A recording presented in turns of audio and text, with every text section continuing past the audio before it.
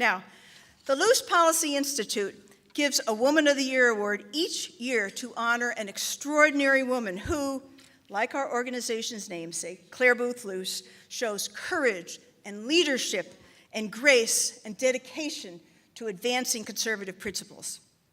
This year, we are so honored to give this to Cleta. Now, Cleta is a bold and persistent fighter for conservative principles. She is someone so many Americans, especially young women, like the women in this room, are inspired by and look to as an example when it comes to courageously speaking out and working as hard as you can for what you believe in.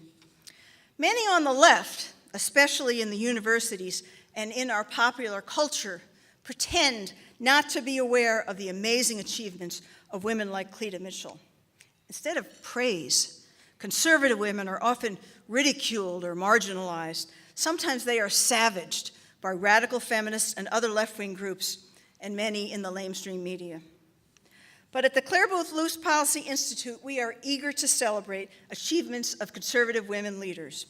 We know they represent millions of other women across the country who believe in our values, our traditions, and our love of country. So Cleta, I want to thank you so much for all you've done as a conservative leader for America and for inspiring so many other women and men with your devotion to hard work and principles. It's now my great privilege to present you with the Policy Institute's 2013 Woman of the Year Award.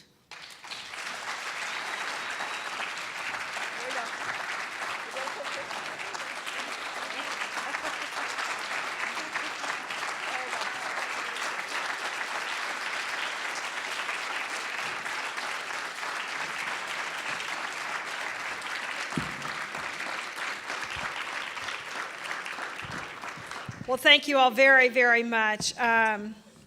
This is one of those quit while you're ahead, so I should just say thank you and sit down. But having the opportunity to speak, I'm not going to sit down. I want to tell you, first of all, how much I appreciate, how deeply honored I am to receive this award from the Clare Boothe Luce Policy Institute. It's a true honor, and I so admire the work of the Institute. If you ever have the opportunity to participate in any of the events, please, I'm sure most of the people in this room have had that opportunity, but never pass up an opportunity to work with Michelle and attend one of the wonderful seminars.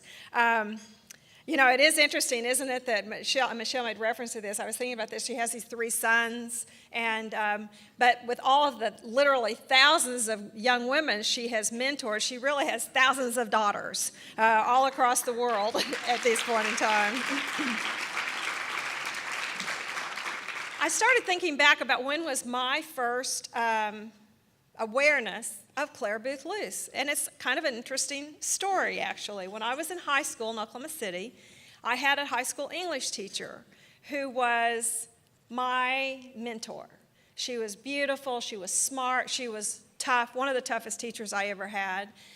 She basically mentored me to get to college. And my mother, I was one of 6 children, my mother always said, well, you are going to go to college. I can't pay for it. I'll get you through high school. When you get out of high school, you're on your own, but there's no doubt that you're going to college. I mean, that was very clear, and you just kind of had to figure it out. So I had this teacher who was helping me get ready to go to college, and I went to the University of Oklahoma. My husband and I, we are sooner born and sooner bred, and when we die, we'll be sooner dead.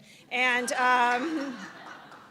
when I took a semester and a summer off to come to Washington and work at a student government association, and while I was there, this English teacher from Oklahoma City wrote to me, because I was all by myself, you know, in Washington, and she wrote to me. By this time, she had moved to Hawaii. And I will never forget, I remember where I was, I remember the stationery, I remember her handwriting, which was kind of odd, but it was Mrs. Wolfe, so and she did nothing wrong. And she wrote this letter and said, I have become acquainted and am becoming friends with Ambassador Clare Boothe Luce.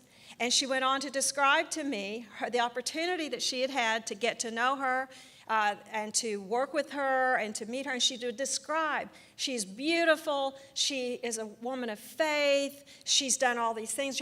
She referred to her as the Ambassador Luce, and how wonderful she was.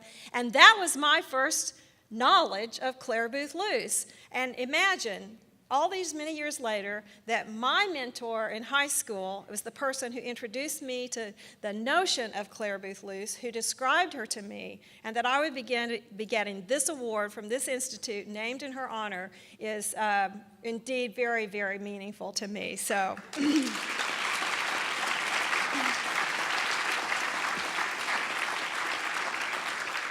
Now, I want to talk for just a few moments about a couple of things. And I was thinking about how, as a conservative woman in this decidedly unconservative community of Washington, D.C., and what I might share with you. And I was thinking, there's this fellow, Robert Fulghum, who said all he ever needed to know he learned in kindergarten. Well, I think all we ever needed to learn as conservatives we learned in high school. I want you to think about high school. And we could talk about the college campus, but I want you to think about high school. You know what I'm talking about. They're the cool kids, the cheerleaders and the jocks, and they walk around, and there are just a few of them, but they kind of think like they own the place. And it doesn't matter that the rest of us outnumber them, right? No, that doesn't matter because they're cool, and they are in charge. And they're the cheerleaders and the jocks and the whatever, and they only think about themselves. Well, I think that that's kind of the, we all remember that, right? It's painful sometimes, but we all remember it. But the truth of the matter is I kind of think that that's kind of the way liberals are. I went to an event the other night because I have some token liberal friends, and they invite me occasionally because I'm their token conservative friend. And so I went to this event, and I'm on this diet, so I'm not drinking. And so it was hard to take. And I'm kind of wandering around these people's house, and I didn't stay very long. But I realized, I see these, these fancy people and all, and I realized they have no clue who we are. They have no clue what we think. They think we're odd, and they think that, who are these pesky conservatives? And these people that I've known for many, many years back from when I was a Democrat, but, I believe in redemption. And they kind of think that this is a strange thing that's happened to poor little Cleta, that how can she be with all these people? And I was just looking around those people, and I thought, you're so smug and so arrogant, and you have no idea what so many, many millions of Americans think and feel and care about. And I left early. But but I think there are more of us than there are of them. I really think there are more of us. It's just that they're the cool kids. And the media lets them be cool. And, but I remember a lesson I learned. Actually, this was a junior high lesson. At the end of 6th grade, you tried out for 7th grade alternate cheerleader. And I was actually not very good, but I was peppy. And so, everybody would vote. The school would vote. The 6th, 7th, and 8th graders would get to vote. And so, of course, Peggy Sismadia was going to win because she could do backflips, front flips, roundoffs, all those things I could barely pronounce, and I could barely do a cartwheel. But as I said, I smiled a lot. And so one day, one of the 8th graders came up to me, the girl who lived across the street from me, and she said, well, you're going to be one of the cheerleaders. There were two would be elected. And who do you want to be with you? I said, well, I'm not going to be that. I can't do all the things Peggy Sismadia can do. She said, it doesn't matter. We're going to vote. She said, how do you like Cheryl Coburn? Because her sister's in the 8th grade, and her sister Diane, and we were talking that maybe we'd pick you. Do you like Cheryl Coburn? I said, yeah, I like Cheryl. She said, okay, you and Cheryl. I thought she was nuts. Well, we won. And, it was quite a surprise that we won. And we won. That was my first lesson. And sometimes the cool people don't control everything. They think they do. The cool people were shocked, but the vast majority of the people were not shocked, even though I couldn't do a backflip. And of course, guess what they did the next year? They changed it so that the kids didn't get to vote anymore. Then the cheerleaders from the local high school would come in and pick the next cheerleaders. It's a lot like the fight we're having about merit selection of judges, because George Soros and the cool people think that we shouldn't let judges, this important job of judges, be selected by citizens. We have to have smart people, like George Soros, and unfortunately Sandra Day O'Connor, because she's become a cool person. And so it's kind of the same thing. Now, why am I telling you this? Because I think that it bears reminding that wherever we are in our society, these cool people, this liberal establishment is there. And everything big in America, I have said for a number of years that if it's big in America, If you're big enough to have a vice president for government relations, you're not with us. If it's a big company, a big law firm, big whatever, it's politically correct. And all of us face this challenge of how you deal with the fact that there is just this assumption that all the cool people believe like they do. So, you know, my law firm, we have a few of us, and we call ourselves the Conservative Underground Secret Society, because CUS is actually the acronym. And I got hats with that monogrammed on it. But it's a few of us who, when we see these things that just happen, and they just assume that it's okay. And that's what these young people deal with on the college campuses. And that's what the Clare, Boothe, Luce Policy Institute is designed to do, is to help these young people to understand you're not by yourself. There are a lot of other people. There are literally as many of us as there are of the bad guys, except that we're just not as quiet. I mean, we're not as loud. We're more quiet. And the reason I think this matters for us to think about this is how the IRS scandal happened. And if you read, I don't know if any of you have read any of the things coming out of the House Ways and Means Committee and the Congressman Ice's committee last week. They did an interim report. But the way this scandal started is because you start with the fact that you have people who are running a program, running agencies throughout the government, who are members of unions, their leadership who are making decisions about processing applications, deciding who to audit. These are people who are donors to the Obama campaign. This Holly Paz, now this is an interesting, I want you to remember her name. Holly Paz was one of the real players in this. She was involved in it. This scandal has gone on so long. She was gone on maternity leave twice. Now, I want you to think about that. This is a two-baby scandal. And she was the one that was involved with helping Lois Lerner plot all of this. And then when supposedly there was going to be this internal investigation, when Stephen Miller learned that something might be going on, guess who gets sent to Cincinnati to find out what's going on? Holly Paz. She's the same one who helped devise the scheme in the first place.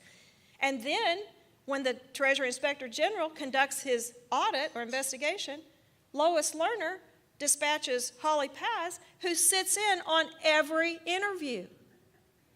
I mean, and she was a maxed out donor to the Obama campaign in 2008. Now, why were these organizations targeted? Why are, I've read some of the letters sometimes when you speak to the seminars from Clare, Boothe, Luce Policy Institute, the students will send you letters and tell you about their experiences.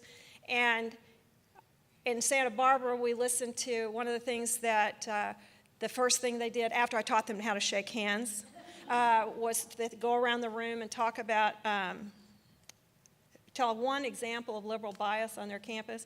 It will curl your hair to hear the things that these young people, these young women go through.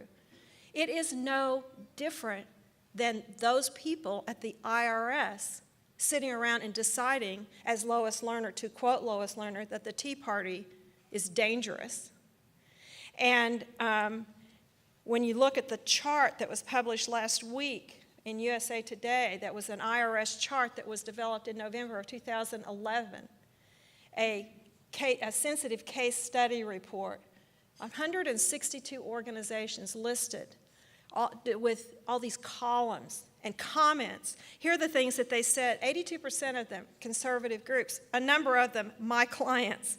And they were flagged for, quote, anti-Obama rhetoric, inflammatory language, propaganda not supported by facts on their websites. Would you like to know what the propaganda not supported by facts referred to?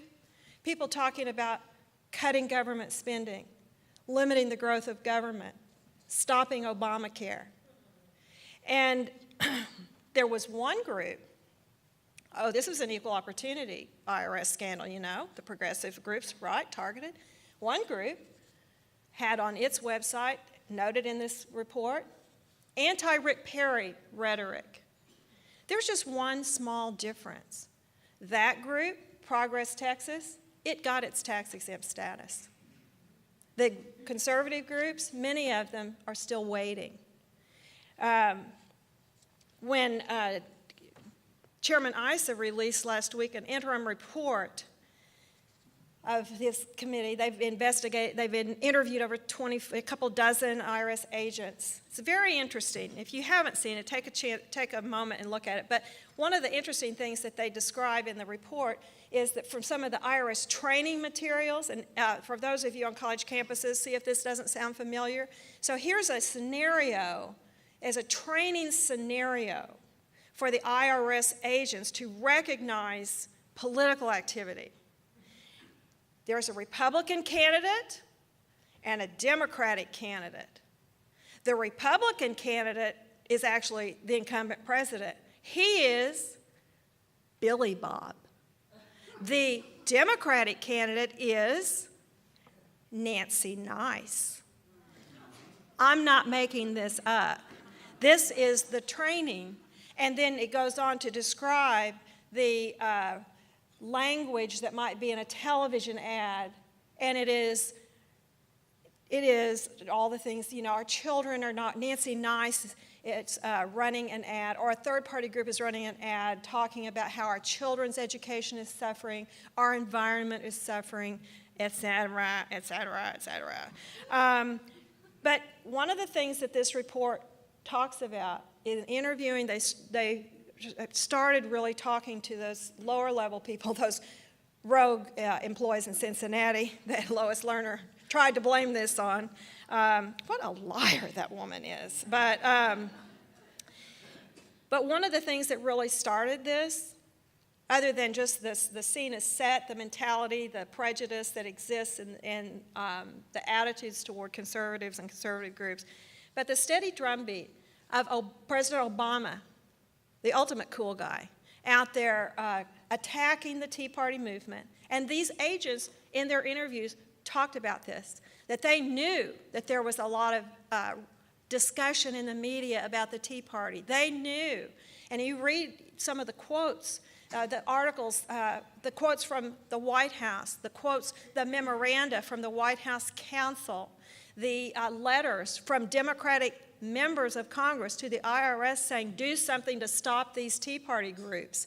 I mean, people have forgotten. I mean, that's really, a lot of these people are my clients, so I knew when members of Congress, there are 17 Democratic senators who will sign any letter that anybody puts in front of them to any agency of the federal government that is designed to urge that agency to go after some conservative group. I have been through it for years. And there's always 17 Democratic senators today sent a letter to the fill-in-the-blank agency. But these agents were listening to these discussions by Obama. They were getting these letters from the IRS, to the IRS from the Democratic congressman. They're reading the editorials in the New York Times. They're listening to the articles and stories on National Public Radio. And they're thinking, this Tea Party thing is pretty bad.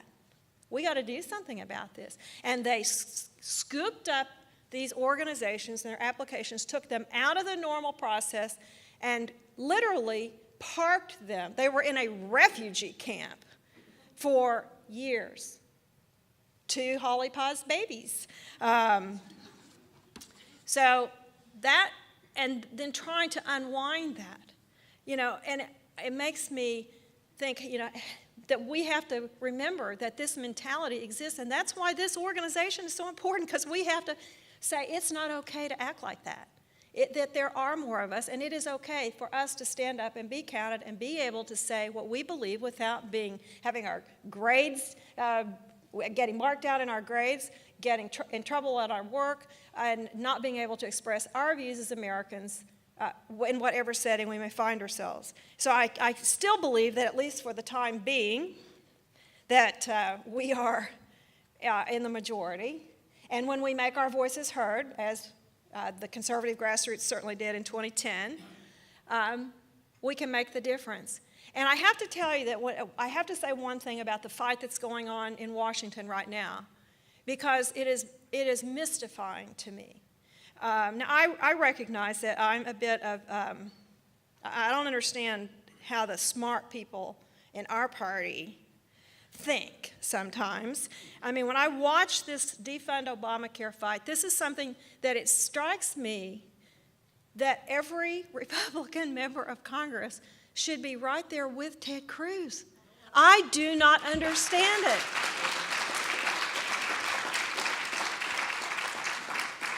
And I think, you know, one of our problems, I moved to Washington to work on term limits for members of Congress. And I got to tell you, sometimes I think there ain't nothing wrong with Congress that term limits wouldn't fix. But, you know, I think our Republican leaders are basically good people. They think they're conservatives. I think two things. One, they've been here too long. And let me tell you why I think they've been here too long. I want you to think back. They keep talking about, oh, the last time we shut down the government, you know, everybody was mean to us and we got blamed. It was terrible. That was 18 years ago. I want you to think back. Some of you may not have been born.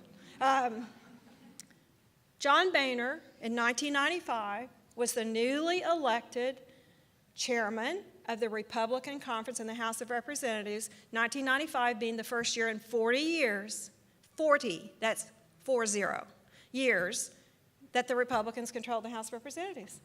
That was exciting, right? Well, guess what? There were 3 television networks. Cable TV was just barely getting started. There was no internet. There was no Facebook. There was no Twitter. There was no Tea Party. There was no Fox News. Although I will tell you, my disappointment with Fox News over their coverage of the defund Obamacare fight has been palpable. So I haven't watched it in a few weeks, and I'm not turning it back on until this is over. But somehow our leaders seem to think that they can just dismiss the grassroots and expect to win. And okay, they say, well, we can't win. Well, this is a rule of nature. Einstein may have said this. If you don't try to win, what will happen? You will lose. Here, that wasn't hard, was it? So if you don't try to win, you're going to be assured of loss, and you're going to lose. So I don't understand. We have this massive army. We have tools at our disposal. And I kind of think of, it's reminiscent of Abraham Lincoln saying, you know, when General McClellan, if General McClellan isn't going to use the Union Army, I'd like to borrow it for a time. And I think that, you know, somehow I just don't understand why our leaders don't understand that, and are not even willing to try. But my main message to you tonight is that the reason that the Clare Boothe Luce Policy Institute is so important is because the lessons that these young women learn, and literally learning how to fight back in very uncomfortable situations on their college campuses, to come for reassurance and mentoring and sanity checks and to say, no, you're not wrong. There are other people who share your beliefs, and there's safety in numbers, and yes, you can do this. And learning to speak up and to stand up for your beliefs regardless of the consequences is an important life lesson. It's an incredibly important life lesson. So to you, Michelle, to all of your staff, to the board, thank you for founding the Institute. Thank you for all that you do with the Institute. We all probably need to go through some training at the Institute so that we can all learn to stand up and fight back and speak up in wherever we happen to find ourselves. But it's such an honor for me to be able to receive this award and to share with you just a little bit of the excitement of 20 years of great work. I look forward to the next 20 years. So God bless the Clare Boothe Luce Policy Institute. God bless Michelle Leeson, and God bless America. Thank you.